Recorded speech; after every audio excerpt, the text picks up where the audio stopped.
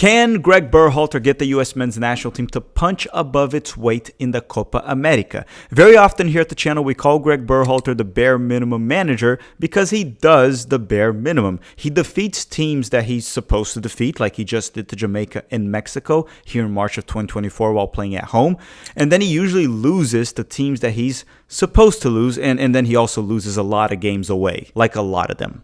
Hi, if you're new here, I'm Filippo, and welcome to Tactical Manager TV, and welcome to episode 2 of this 2-episode mini-series with Adam, a friend of the channel that you all should know by now. Episode 1, we did more or less a camp recap. We gave the stocks up and stocks down of players. But this one, we're going to focus on the following. After the performances against Jamaica and Mexico, are we more pessimistic, optimistic, or are we stand in the same place we stood before this camp of how the United States could do in the 2024 Copa America?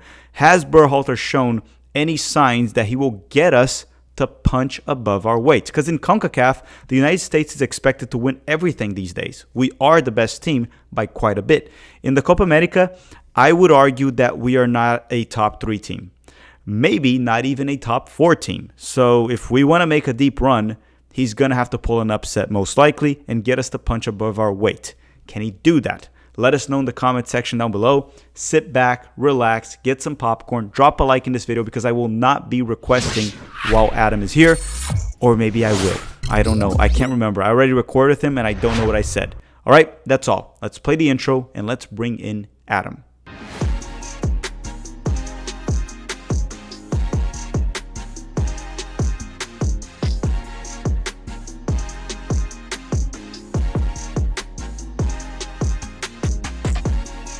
All right, everyone, part 2 here with Adam of this camp recap. And right now, I guess we're obviously going to talk about the camp, but we're actually looking forward now. We're going to be talking a little bit about the Copa America. I want you all to share your thoughts too. If after this camp, you are more pessimistic or optimistic about the U.S. men's national team performing in the Copa America, or you're kind of indifferent about it. You're like, I'm still the same after watching this. I feel like I'm a bit more of like the same. I'm not pessimistic about the Copa America, but this camp didn't make me more optimistic because of the first game against Jamaica, more specifically, and a little bit of Berhalter's system. But I told you my opinion. Adam, after this camp, are you more pessimistic, optimistic, or just exactly where you stood prior to this camp, like in regard to Copa America?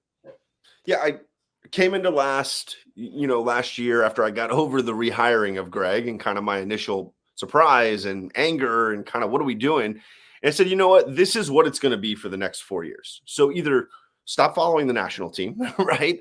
Or like get on board and try and give the guy a chance. And so I really have done that, Tack. I've tried to say, okay, I'm going to be open-minded. How are we growing? And I've had a couple threads about this and threads about the growth. And I think what you see over really since Gregg took back over is it's good, bad, good, bad. A lot of the goods also are against teams that aren't very good. And a lot of the bads are against like the Germanys and like, some of the better teams we played. It's just really all over. Just Germany. Very, very everyone inconsistent. Else was mediocre. Besides Germany, everyone else he beat was mediocre. Correct. And like some games, like people are like, well, that's a 3-0 win. And it's like we scored in the 89th minute against, whoever, I think Trinidad, right? In the first game. Once again, we're like a couple minutes away from it being a 0-0 tie going to Trinidad. And then potentially so we talked about that at the end of the first video, guys, but like moments matter. But my overall point here is like, I'm in the same place I have been because we've just seen inconsistency. And this camp was the same way. It was like a terrible first game followed by a really good second game. And so it's more of the inconsistency of the USMNT under Gregg Berhalter. Yeah, and just to correct one thing, the Trinidad game that you said, we scored, I think, the first goal at like the 82nd minute, and then we beat them 3-0, but it was all at the end, playing man up, like almost the entire second half. Yeah, right. That's spot on context, right? That I didn't even mention is we're a man up. It took a man up to score in the 82nd minute, right? But people look at the result, they do it all the time. They're like, you're complaining about a 3-0 win? It's like, well, okay, guys, let's watch the games. Yeah, it mainly comes down to this. Like when we are in the World Cup, I don't care how we win. Like for example, the Iran match, we had it was scrappy at the end. I didn't care. Like we won. You have to go through. That's the World Cup, because that's the ultimate prize, the ultimate goal. These like competitions in CONCACAF and all that, it's literally to prepare for that. So when you're preparing for it, how you get the win matters. Now in the World Cup, if Berhalter finds a way to beat everyone 1-0, I don't give a flying crap. Beat Sure. everyone 1-0. I don't care how you win it. God, Berhalter can, for all I care, he can go on the field and play and score. I don't care how it's done. Until then, we want to see progress, and that's what we're talking about here. And with Berhalter, ever since he returned, it's been kind of like this, right? And even when he pulls a 3-0 win, if you add the context of it, it doesn't feel like a 3-0 win. That's what's crazy. And even Jamaica, like if you look at the final score, 3-1, 3-1. They literally scored an own goal at the 95th minute just to keep us alive. So we could have been out right there, and then this camp would have been a disaster. And it even leads me to feel like the win against Mexico creates an illusion at times. People forget what happened against Jamaica, and understand you should celebrate the win against Mexico. I celebrated it. You celebrate. We should. Like, we beat our rivals. We won the trophy. Celebrate it, but understand the big picture of what happened this camp. I don't know if you want to add anything to that, but I wanted to talk. I want to add one thing. I'm gonna let you keep Yeah. cooking. Like, also think about the context, right, of the group stage of Copa, right? To get through, you've got to beat Panama. Panama and that Jamaica team, certainly on level playing ground. If we tie Panama in the group stage, where we have to go play Uruguay as well, we might not be going through, right? And that was a tie at the end of regulation, Tack, right? Like that is what that was. It was barely a tie as well, but it was a tie. We can't be putting up performances against Panama, Jamaica level teams in Copa group stage, right? And so that's really worrisome. Yeah, and again, when you're playing low blocks, even the best teams in the world, you always struggle to break low blocks, because in a sport like soccer, at least, it's easier to defend than it is to create, score, be the attacker. It's just easier to defend in soccer, because you can be a bad soccer player, but if you have good understanding of positioning tactically, how to behave, you're athletic, you're fast, you're big, you can build a very good defensive team, defensive side. It's just easier to defend. It's a low scoring game, right? It's not like basketball, for example, which defending is very complicated. Actually, people score a lot. And I know you're a basketball coach, so you know that very well. But going back to my point, is Berhalter's system has been proven time in and time out that when they face an inferior opponent that does a low block, it almost seems like we're in disadvantage almost every time. If the opponent has minimal quality, what do I mean by that? Like, you put Manchester City, they struggle to break low blocks too. Almost every team does. It's not easy, but most of the time they win those games regardless. And most of the time teams are playing low blocks against them outside of the Liverpools and the Manchester Uniteds and Arsenals. They face a lot of low blocks and they usually beat them. It's not really the case with Berhalter. You just pointed out that he tied Jamaica, and a very bad Jamaican team, by the way. And the thing with Berhalter is, when you look at his system, for anyone that's been following the U.S. men's national team, we kind of have it memorized at this point of how he wants the team to play. It's the 4-3-3, where the eights kind of have to come like wide sometimes in the build out and help out. 1-8, now he's been pushing them high up the field. Now Tyler Adams and Gio were the ones that were deep. The width comes from the fullbacks. The fullbacks have to be high up the field in possession and all the way back to defend, leaving space in behind. And also, for example, for A-Rob, it's terrible because he gets the ball in tight spaces, and that's not his best. He's best when he's like in transition, putting pace, speed. He's not good when he gets the ball in tight spaces and has to figure shit out. We see that for Fulham. That's one of the things. So what it feels like to me is this. It feels like Berhalter's system, there's parts of it that it's okay. And he's clearly a tactician. Like, he loves tactics. He's a soccer nerd, what I would call.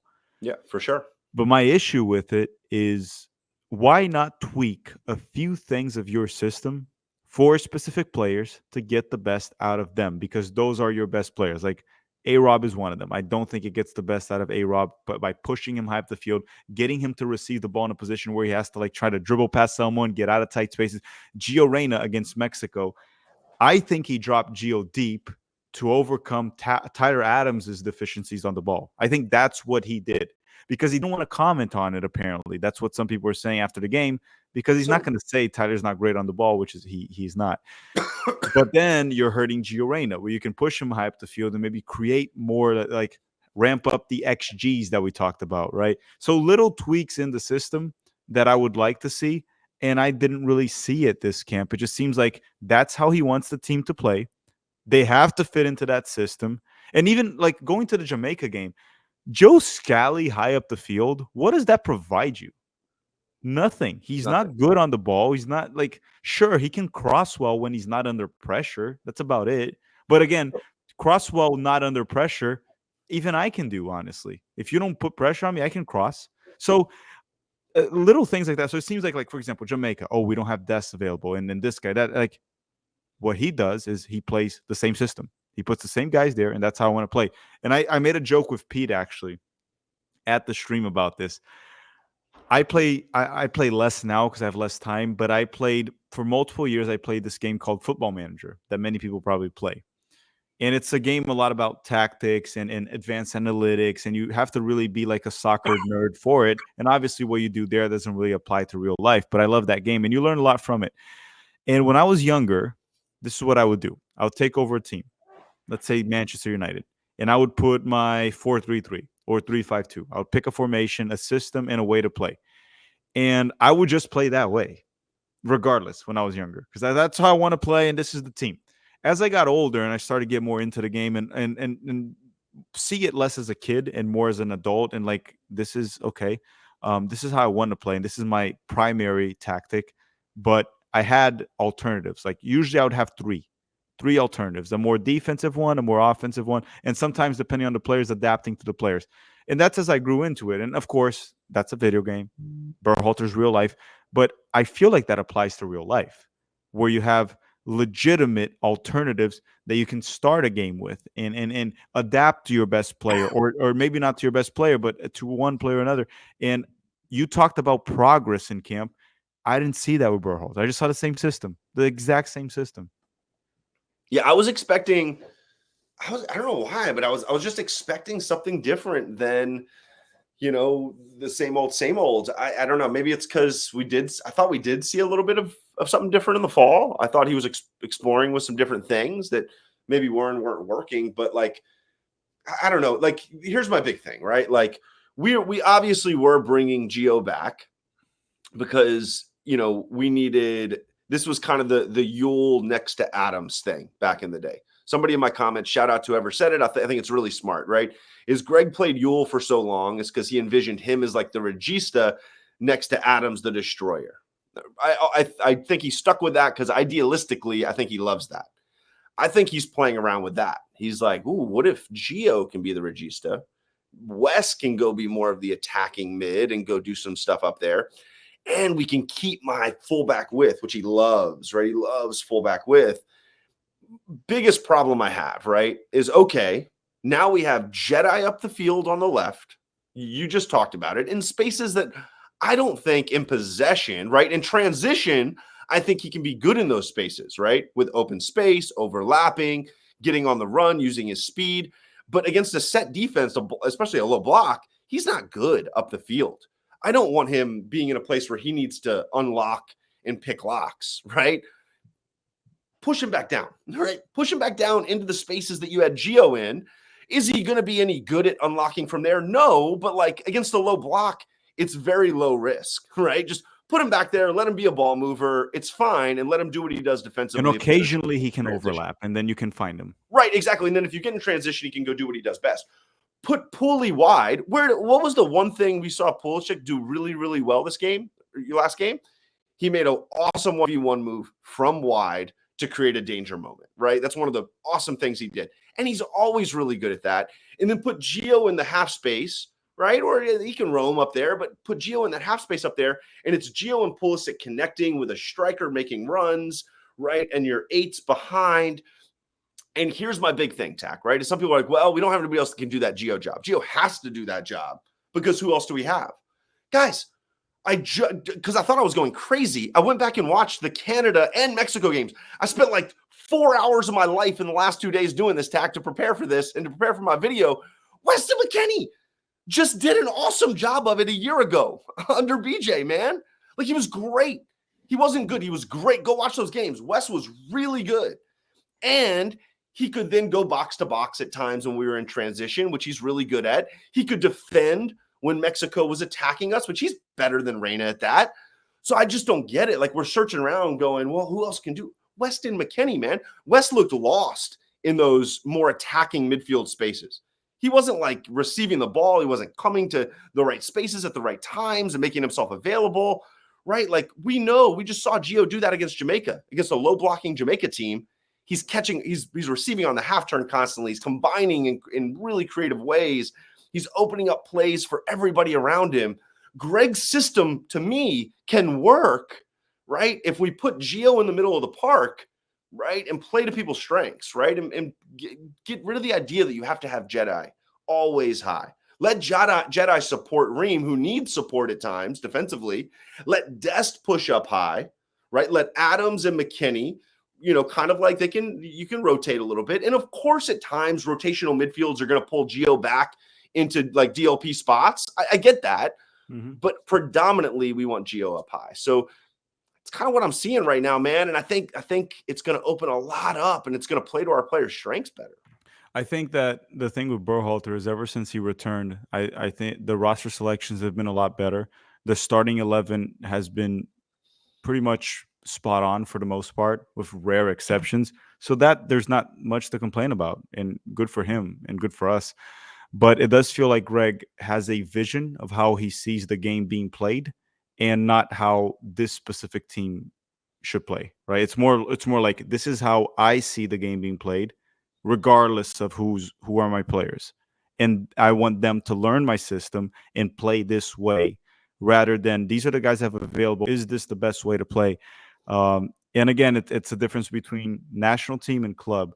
Club, oh, Pulisic is brilliant, but he doesn't fit my system. Oh, sell him for 50 million, buy that guy for 30 and that guy for 20 that fit my way, and you start adjusting. It's not the case with the national team, especially the US men's national team. You have limitations of options you have, and you have to try to maximize the talent of each player, which brings me to the final question of this video for myself and for you. It's, after this camp, I wanted to see, what I want from Berhalter is for him to get our whole to be better than the sum of its parts, which we've seen other national team coaches with the United States do it in the past, where we had worse teams and they accomplished more. After this camp, I'm still not confident on that. And then that comes to the question of like, what is your expectation for the Copa America? My expectation is the same, is that we're going to get out of our group, probably in second, and then we're probably going to play Brazil, and we're going to lose. Maybe not too bad, but we're going to lose. And then the whole argument we're going to hear is just, what did you expect, for us to beat Brazil? And I'm going to say, no, I didn't really expect us to beat Brazil, but I was hoping we could try to top that group against Uruguay and maybe play a Colombia, or maybe go toe-to-toe with Brazil, get it to penalty kicks, make it like the same way. I feel like the gap in talent between the team the US put out against the Jamaican side is comparable to the gap between the US and Brazil, because that Jamaican side was terrible. It was a bad side. Tech, let me just, because I don't think people fully grasp this, and I just want to sit on it for 1 second, okay? And I looked it all up. I kind of knew it, but the back line, you had 2 championship level players, neither playing for top teams. Or bad teams in the championship. Yeah, bad teams in the championship. Bad teams. 2 League One teams. That's a low level of soccer when we're comparing it to our guys. 1 guy in Scotland, and he's not playing for Celtic, right? So that's a bad back line. It just is, right? The midfield was an MLS guy and a championship guy. And then your front line was a Turkey winger, an EPL winger in Reed, who's a good player, and a championship level striker, but not a guy who's, I don't think, at least lighting it up from what I know. So once again, the attack doesn't even matter. It's like the back line and midfield is so weak. How are we not exposing that? Well, like, even if they're low blocking, I get it. It's a low block. It's hard, but like, I don't know. It's just the gap in talent was really wide. to your And I point. want to just put one thing before someone comes up with the badge FC jokes about, oh, he's just going based on where the player. But listen, if it's like one player, you can go one guy right there. Yeah, he plays in MLS, but it's Messi and he's good. But he just went through a whole team. Are you gonna tell me that all these club scouts haven't found these players? These Right. guys are mostly not starters for Jamaica. They were missing Ethan Pinnock, their best center back, Amadi Bell, that plays for Luton Town, Mikel Antonio, Bailey. probably their best center forward, Leon Bailey, possibly their best player, and many others that they were missing. I think 2 more starters. The gap between the team that the U.S. put out and this Jamaican side, the backup Jamaican side, is more or less the gap between the U.S. and Brazil. I would say maybe the gap between Brazil and talent's a bit bigger. I think, just to be fair, it's a bit because Brazil also has far more depth too.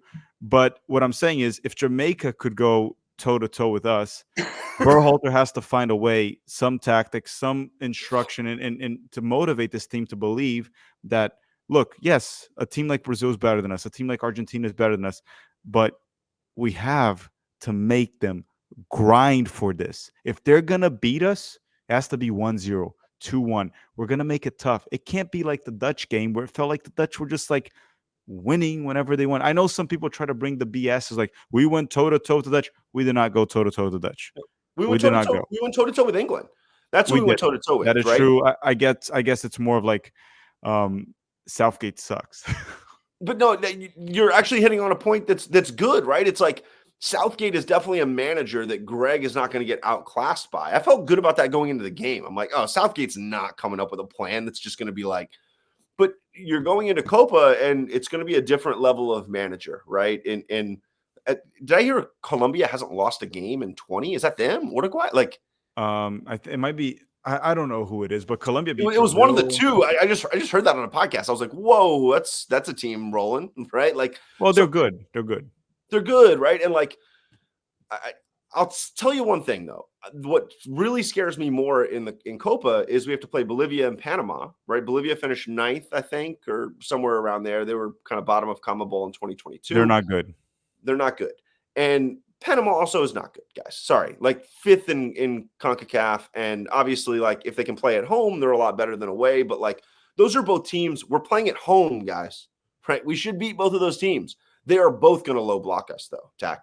And to your concern, what do those games look like? I don't know. Like, yes, I hope we can pull out a win. I'm optimistic that it's possible, but like, I am worried about those 2 games, right? I actually think Gregg can come up with, tactical plans to compete with a team like Uruguay better than he can help our guys get into the spots to create consistently against low blocks at times, right? And all this is inconsistent. All of it's so inconsistent. And that's what's wild about it is I don't have like no faith in Gregg, right? Because I've actually seen him do it. I've seen him do both of those things through qualifying through the World Cup against England.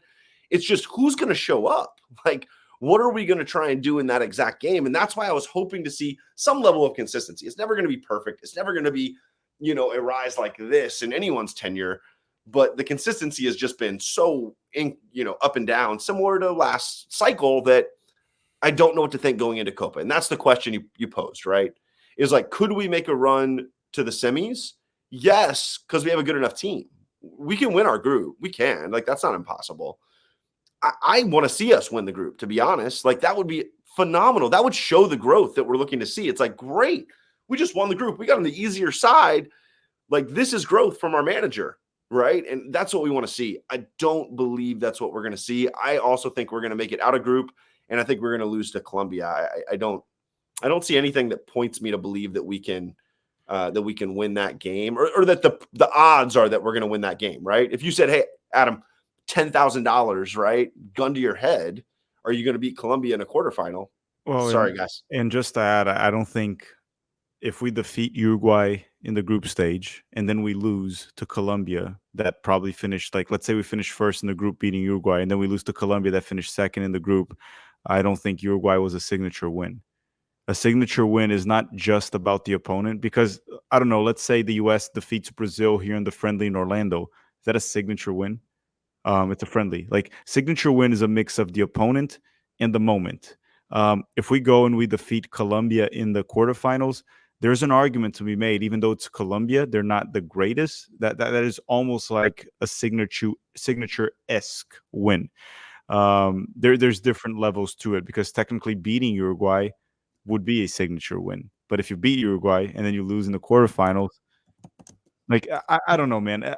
My issue is nothing of what I saw from Berhalter in this camp um, leads me to believe that we're gonna look better, because the beating Mexico, we've seen him do before. He's done that before, and then we Right. shit the bed right after against tougher opposition. So I am at the same spot. I am hopeful that we'll do on the Copa America. I am I guess, I'm very confident that we're going to get out of the group.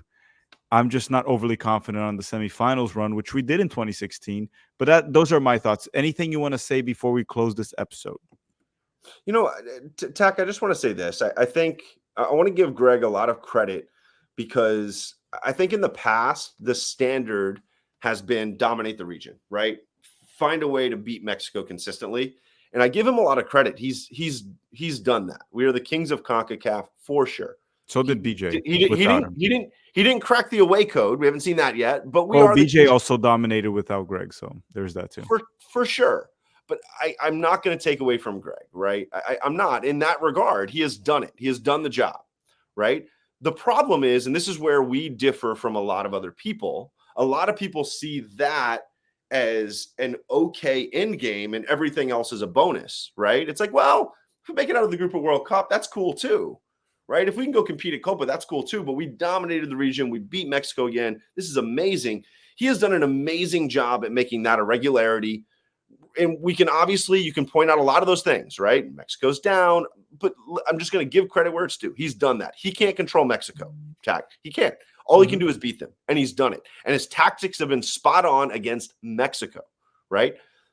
I have much bigger aspirations. As a U.S. fan with this generation, I have much bigger aspirations. I want us winning a World Cup is not plausible, in my opinion, in the near future, but making a run at a home World Cup to a semifinal and seeing what happens, that is not only plausible, we've seen it happen to teams at our level or worse over the last 20, 30 years. You've seen that happen multiple times. And I want to be in the best spot possible to make that happen in 26, because that would be as a soccer fan, that would be a lifetime event, right? That would be an all-timer if we can make it, just even a semi.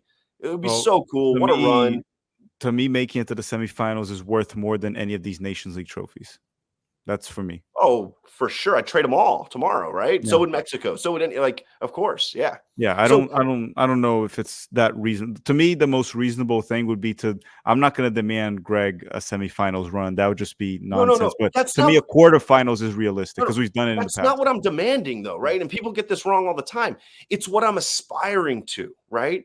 And so to even aspire to that, right, we need to be in a position tactically to beat really good teams, and to have game plans that are far different than we rolled out against Netherlands. I don't care what anyone says. That was terrible. That was pathetic. It was not even close to hitting the mark, right? And so we've got to have a guy in charge, who can get us there. And so, man, to me, everything in the next 3-4 months is indicative of what we can expect for the next 2 years, because we already have 4, 5, 6 years of data behind us. And if Copa is more of the same, and the same people are on Twitter coming into our mentions saying, oh man, you can't expect us to beat Uruguay. And you can't, I get it.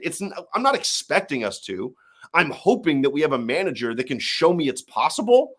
And if the manager continues to show you it's not possible, let's move on. I know it's not going to happen, but this is what any sane organization, right, would have their summer goals when they're whiteboarding what this summer's about. That's what it would be, is can this manager potentially get us to the semis?